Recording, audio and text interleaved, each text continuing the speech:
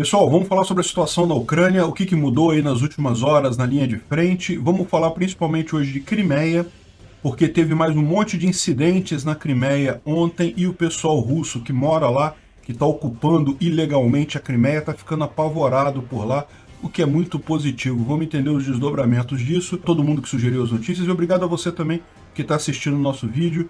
Se você gosta do nosso conteúdo, por favor, não esqueça de deixar o seu like e se inscrever no canal. E se quiser pagar um cafezinho pra gente, tem um botãozinho de valeu aí embaixo, eu agradeço.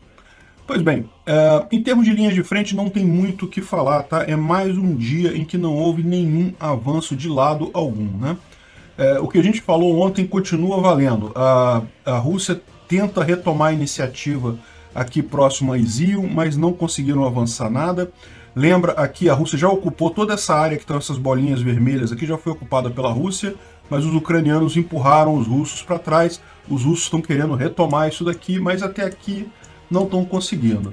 Kharkiv também não teve mudança nenhuma. Aquela vila que os russos falaram que conseguiram tomar, né, de Udi, não conseguiram tomar, continua em poder dos ucranianos.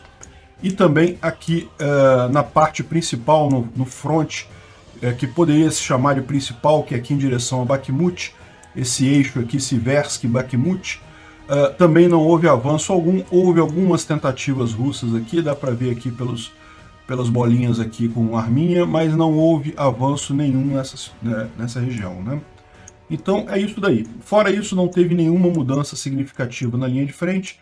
E o que a gente teve ontem de interessante foram vários episódios aqui na Crimeia. Mas antes da gente falar dos episódios na Crimeia, ontem, vocês lembram, houve várias explosões em território russo, aqui na região de Belgorod, né? Belgorod por aqui, nessa cidade aqui de Tomarovka, onde tem essa pista de pouso, né? Então a gente mostrou ontem várias explosões que foram causadas pelos ucranianos, evidentemente, um enorme depósito de munição ali que foi destruído completamente. E aqui em Belgorod também ontem a gente teve um efeito similar ao da Crimeia. Isso daqui é um engarrafamento na saída de Belgorod, né? Então, na verdade, esse caso lá de Belgorod a gente falou ontem, então aconteceu anteontem lá na Rússia, e hoje a gente ficou sabendo que os russos de Belgorod estão saindo da cidade com medo de acabar sendo atingido de alguma forma nessa guerra, né? Isso mostra um problema que é similar ao que aconteceu aqui na Crimeia. A gente viu isso acontecer na Crimeia também, com longos engarrafamentos do pessoal saindo justamente nos últimos ataques que teve por lá. E é aquela ideia que a gente falava para você, né? O pessoal na Rússia ele está muito com aquela visão de que não, a guerra está indo bem, o que passa na televisão é igual os canais, alguns canais brasileiros que falam sobre a guerra, parece que a Rússia está ganhando a guerra, tá bem pra caramba e não sei o que lá. É a mesma visão do povo russo lá, né? Não é à toa que esses canais são ativos russos, evidentemente que são. Então, aí de repente o pessoal se choca com a realidade, percebe o que está evidentemente acontecendo, que está tendo uma guerra realmente, e que a Rússia não ganhou absolutamente nada até aqui. Então começa a ter esse pânico dos russos saindo da Crimeia, e está havendo um efeito também que o pessoal está falando, do pessoal ir contar esse caso no resto da Rússia, né? Eles estão levando essas informações para outros lugares. Mas vamos falar sobre a Crimeia, então, o que aconteceu aqui ontem, que também aconteceu anteontem, né? A gente falou sobre isso no vídeo de ontem, no vídeo dia 19, que foram vários casos. Teve aqui na ponte de Kerch, que teve o acionamento da defesa antiaérea atingindo um drone. Teve também aqui também naquela Belbek, na base aérea de Belbek, também teve a mesma coisa, um drone atingido pela defesa antiaérea. E aqui de novo a gente teve o mesmo caso aqui, ó, aqui e aqui. Então vamos mostrar aqui. Esse aqui é um caso esse aqui foi um drone que chegou a acertar o prédio da administração de Sevastopol. Lembra, Sevastopol é um grande complexo militar que tem aqui na Crimeia, que é dominado pelos russos. Na verdade, já era uma cessão aos russos, né, desde o fim da União Soviética. Com o fim da União Soviética, essa área ficou para a Ucrânia, mas o acordo é que Sevastopol seria cedido para a Rússia, alugado para a Rússia durante um período. Então, era controlado pela Rússia de qualquer forma, né? E aqui o prédio principal da administração foi atingido vocês estão ouvindo são os guardas no prédio da administração tentando acertar o drone. Eles atirando para tentar acertar o drone, mas o drone acabou atingindo o prédio da administração lá em Sevastopol. Dá para ver aqui nessa outra coisa aqui. Tem mais imagens disso daqui, tá vendo aqui o dronezinho chegando, os guardas atirando para tentar acertar o drone. Isso evidentemente é muito difícil, com armamento comum, com pistola, coisa leve, é muito difícil você causar algum dano a um drone no ar, né? É muito difícil acertar ele, e na verdade você corre muito mais o risco de criar bala perdida, essas balas vão cair em algum lugar, né? Enfim. Aqui tem uma imagem boa do drone que foi. Parece ser, segundo eles estão dizendo, parece ser aquele drone chinês comercial, ou seja, um drone que qualquer um pode comprar, e eles só estão modificando ele, colocando uma carga explosiva no drone, né? Então, atingiu lá aquele prédio, dá para ver bem aqui o prédio que foi atingido, gerou uma nuvenzinha negra aqui grande, deve ter sido uma explosão grande. O pessoal que estava ali trabalhando no prédio ali de Sevastopol deve ter ficado assustado com essa explosão. Isso aqui não é explosão pequena, não, foi uma explosão significativa. É que como não é um prédio de munição, é um prédio de comando de Sevastopol, então não tem munição ali, a coisa não dá aquele show pirotécnico que a gente está acostumado, ficou só na explosão inicial lá no teto, né? Não tem nenhuma indicação de vítima nem de ferido, deve ser um prédio bastante reforçado, justamente por ser o de comando, mas isso daqui deve ter assustado o pessoal um bocado, viu? Porque foi uma explosão, e foi uma explosão grande nesse centro de controle lá de Sevastopol. E dá para ver aqui o que foi. É um dronezinho comercial, não é um drone militar, então é um drone barato, um drone suicida, foi lá, bateu e pronto. Só para assustar o pessoal e para testar a defesa aérea, porque esse é o ponto que a gente vai chegar, né? Aqui tá, depois que isso aconteceu, os russos começaram a patrulhar a região toda lá de Sevastopol, tentando achar de onde saiu o drone, porque lembra, esse drone não tem autonomia para sair lá da região que está sendo controlada ainda pela Ucrânia e chegar até a Crimeia, que é temporariamente ocupada pelos russos. Ele não tem autonomia para isso, então ele tem que ter sido liberado de dentro da Crimeia mesmo. Alguém dentro da Crimeia lançou esse drone e o drone fez esse ataque aí, e isso, lógico, os russos estão querendo achar aonde, quem que foi, de onde é que partiu esse ataque, né? Isso ainda dá mais um ar de guerra para o pessoal que está lá. Lembra, a Crimeia é um destino turístico, né? Os russos vão muito para lá. Estamos no verão russo, então dá para ver um monte de gente aqui aproveitando as férias lá na Crimeia. Muita gente foi embora, mas muita gente ficou ainda, né? E não foi a única situação, tá? Isso daqui foi à noite. Então esse caso aqui dá para ver que foi durante o dia, né? Esse outro aqui foi à noite. Também em Sevastopol, isso daqui atirando com metralhadoras de 30mm, também tentando acertar um drone que supostamente estaria indo lá para Sevastopol, né? Estou, pelo...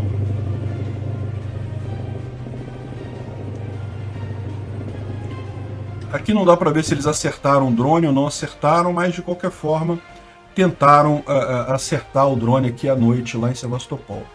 Mas não foi a única região, não. Também teve aqui em outros lugares, aqui próximo de Evpatoria, também teve 3 casos aqui, próximos a saque, inclusive. Então teve aqui também mais uma defesa antiaérea atingindo um drone. Então dá para ver aqui a defesa antiaérea atingindo um drone. Não dá para saber exatamente o que era, se era um drone mesmo, se era um míssil lançado desde da Ucrânia. Não dá para saber o que é. E aqui outro caso, tá vendo? São vários casos. Esse aqui é o de Evpatoria. Tem aqui eu acho que esse daqui mostra melhor, ó.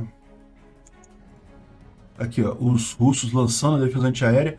E aqui dá para ver alguma coisa explodindo aqui, ou seja, provavelmente foi um drone mesmo que foi atingido aqui.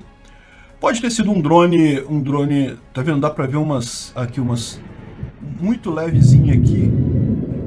Aqui uma coisa explodindo aqui, provavelmente é o drone caindo, né?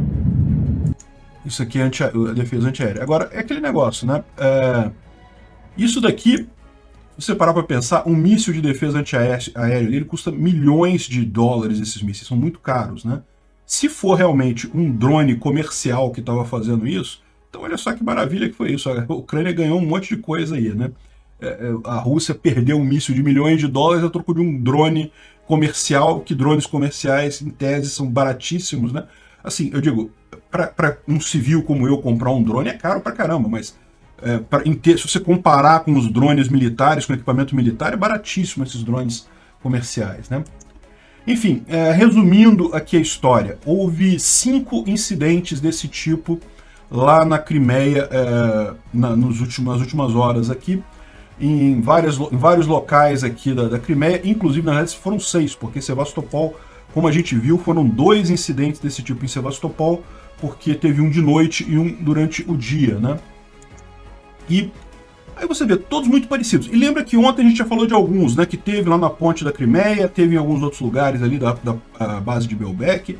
Sempre a mesma coisa, o sistema antiaéreo russo engajando em alguma coisa, um drone talvez, alguma coisa menor, né? E o que isso sugere? Isso sugere que os ucranianos estão testando o sistema antiaéreo dos russos. Tudo que indica que é isso, né? Ou seja, eles estão visando, tentando estudar exatamente que tipo de sistema antiaéreo os russos têm em cada lugar da Crimeia. Faz todo sentido isso, porque não tem outra possibilidade. Para pensar, no caso da ponte da Crimeia ontem. Ninguém imagina destruir a ponte da Crimeia com um míssil ou com um dronezinho. Não vai acontecer. No dia que a Ucrânia resolver destruir a ponte da Crimeia, vai ser um festival de míssil caindo lá, ou então um avião jogando míssil, ataque direto. Como é que vai ser, a gente não sabe. Mas, enfim, um dronezinho não vai destruir a ponte da Crimeia. Então, ou seja, o que indica que está acontecendo aqui é justamente isso. Os ucranianos estão levantando um dronezinho lá para estudar como é que é as defesas antiaéreas russas nessa região, para entender como é que está isso daí, ou até para ficar fazendo... olha só o que eles podem estar fazendo. Eles podem estar jogando esses dronezinhos baratos, forçando os russos a gastar mísseis caros. Aí chega uma hora que os operadores de antiaéreos dos russos vão falar, não vou jogar um míssil aqui, eu sei que é um outro dronezinho de merda, que não vai fazer nada demais, não vai conseguir atacar nada de verdade, apesar de que aquele lá de Sevastopol conseguiu, né? De novo, não vai ser um dronezinho que vai destruir Sevastopol, que vai causar dano em Sevastopol, mas ele conseguiu atingir. De qualquer forma, a expectativa dos ucranianos pode ser assim, não, vamos ficar jogando esses dronezinhos baratos, os russos vão gastando mísseis. Uma hora eles vão começar a falar assim, não, caramba, a gente não pode ficar gastando míssil de 10 milhões de dólares para derrubar drone de 10 mil dólares comprado no Shopee, né?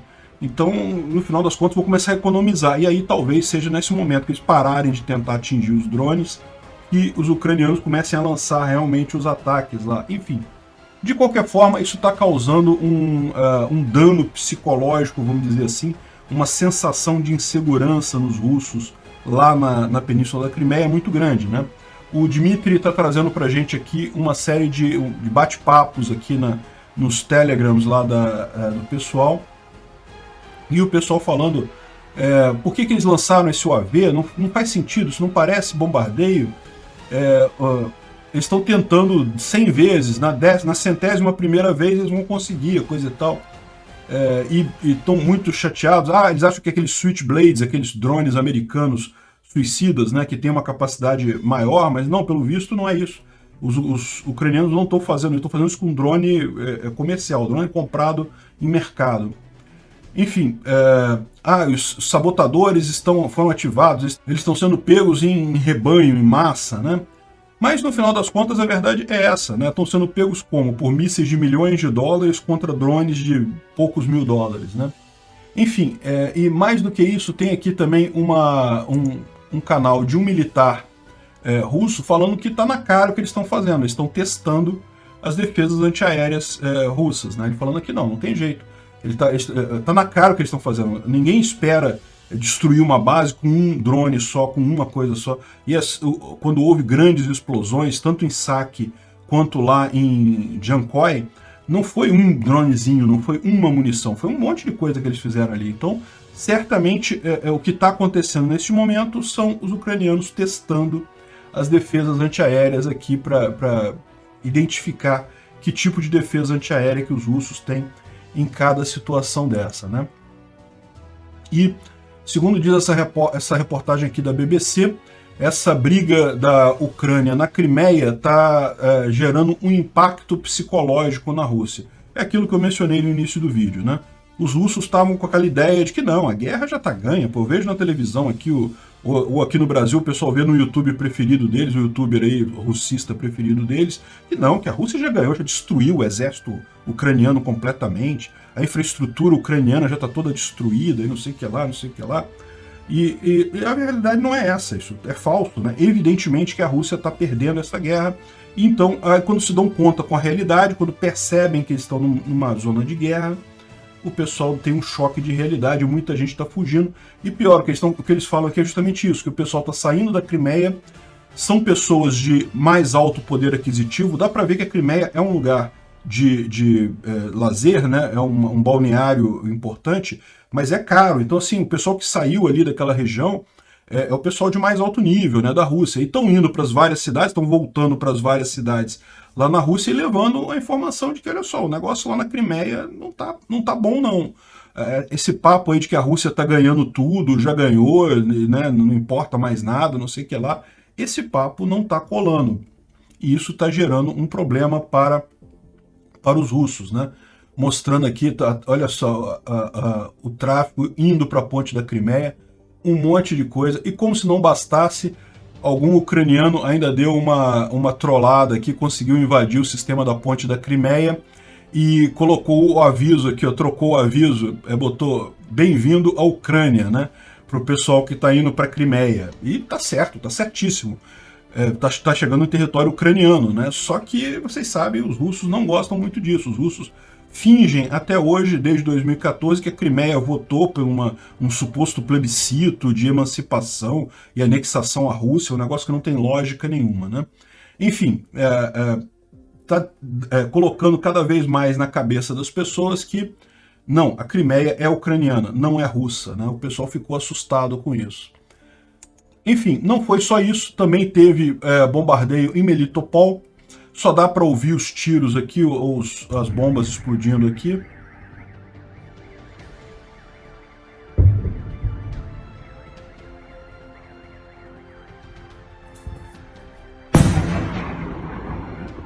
Explosões grandes em Melitopol.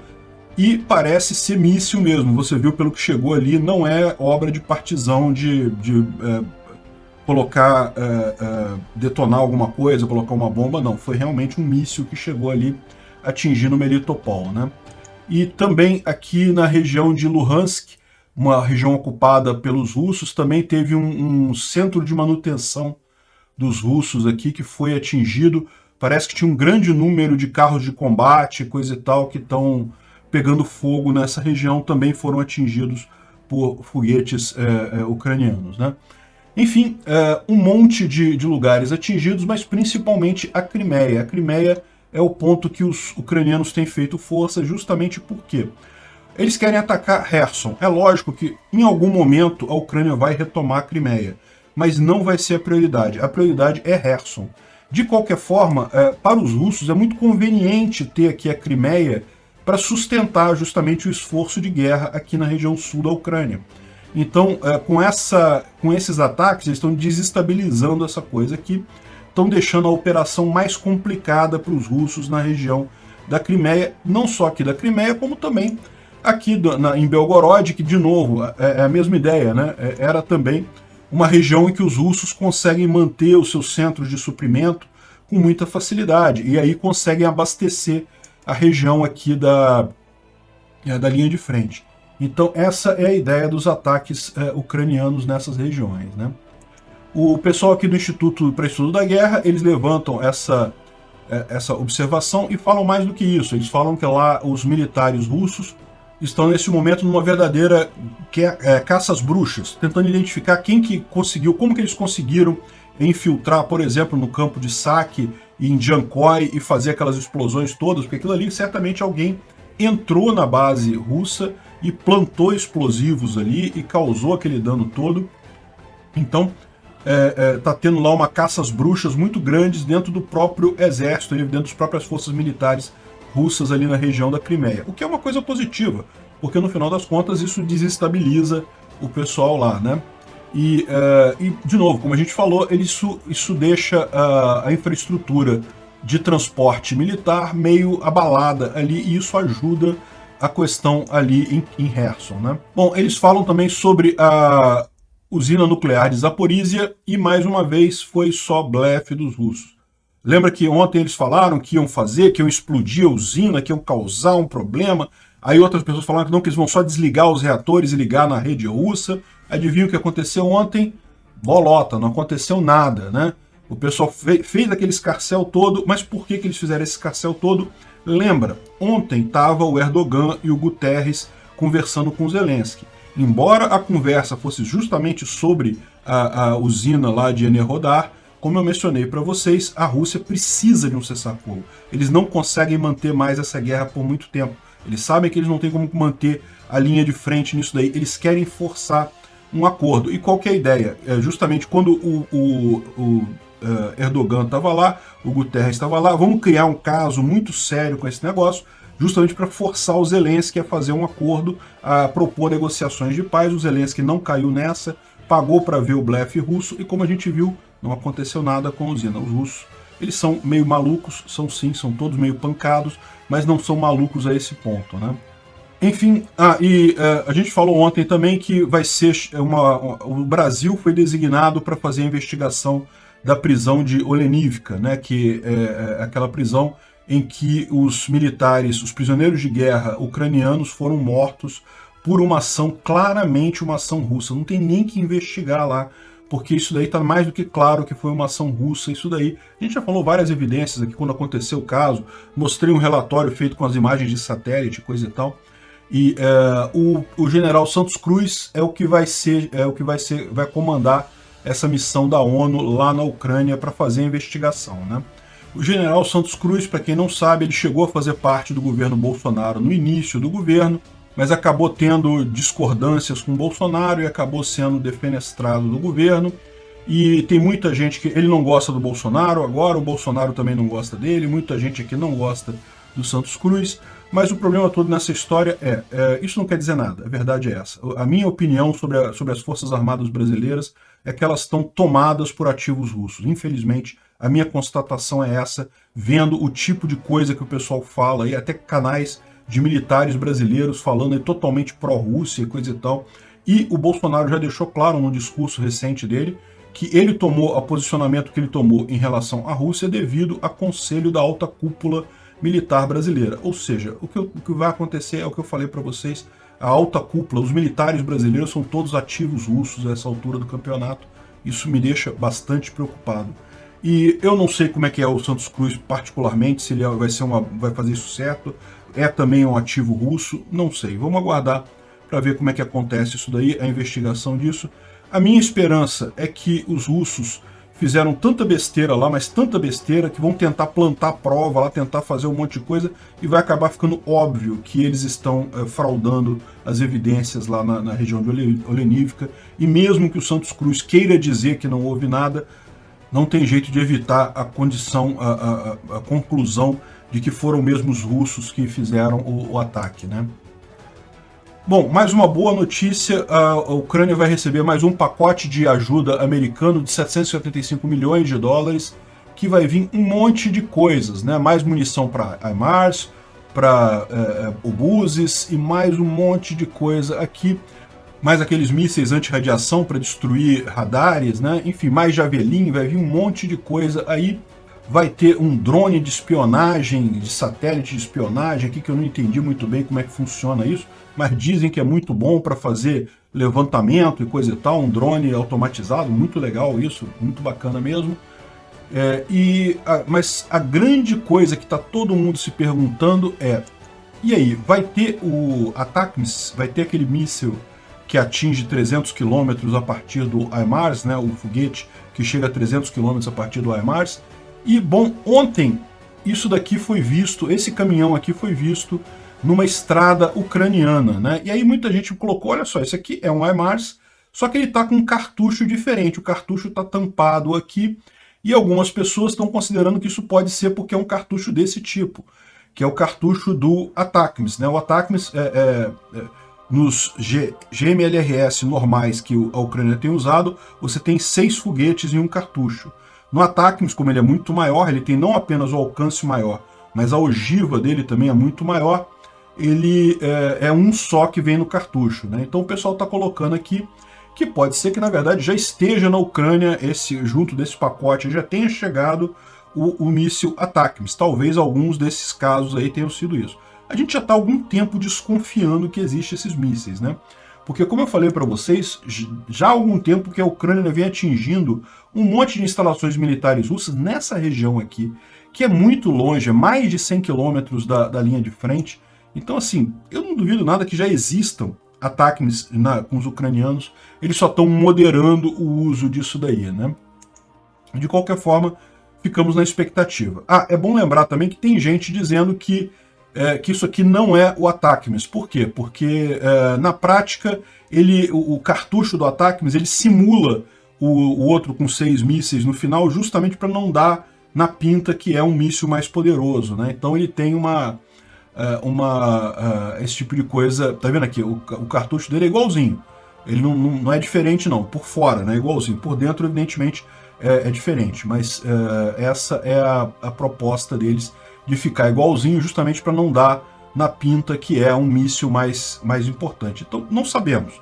Pode ser que esse caminhão aqui não seja, na verdade, não seja nada, seja um outro caminhão de outro tipo aí que está passando apenas. Agora, só para complementar aqui, isso daqui é o aeroporto de Sochi. Sochi fica na Rússia, fica até mais ou menos perto da Ucrânia ali, mas não está envolvido na guerra, totalmente fora do caminho. E, no entanto, teve uma grande explosão nesse aeroporto de Sochi, um dia depois do Putin instalar. O Putin esteve lá anteontem, ontem teve essa explosão aqui grande no aeroporto de Sochi, né? Sochi fica nessa região aqui, ó, um pouco mais para baixo, aqui, ó, Sochi. Fica aqui. Não é muito longe da Ucrânia, não, mas não tem nada a ver com a guerra, não está sendo usado militarmente nem nada. Então, o pessoal está questionando, né? Será que foi ataque ucraniano aqui? Não acho. Aqui deve ter sido acidente russo mesmo, né? Como eu falo, a Rússia, coisas acontecem na Rússia que realmente não se esperaria que acontecessem em outros lugares. Isso daqui é uma... O cara pergunta, adivinha em que país aconteceu isso? Isso aqui aconteceu ontem também na Rússia, a cidade de... eles falam... Vikorevka, estação de Vikorevka. Eu não vou me preocupar em procurar no mapa, não. Em algum lugar da Rússia, um acidente de trem, o trem saiu da estação, voou em cima da estrada e está jogando combustível aqui na estrada. Lindo de ver isso daqui, né? Típica Rússia. É provavelmente alguma coisa assim que aconteceu aqui no aeroporto de Sochi. Obrigado por assistir o vídeo até o final. Além de curtir, compartilhar e se inscrever no canal, considere se tornar patrocinador com valores a partir de R$ 1,99. Clique no botão Seja Membro abaixo para saber as condições e vantagens de patrocinar o canal. Mais informações sobre o nosso projeto, visite nossos sites indicados na tela.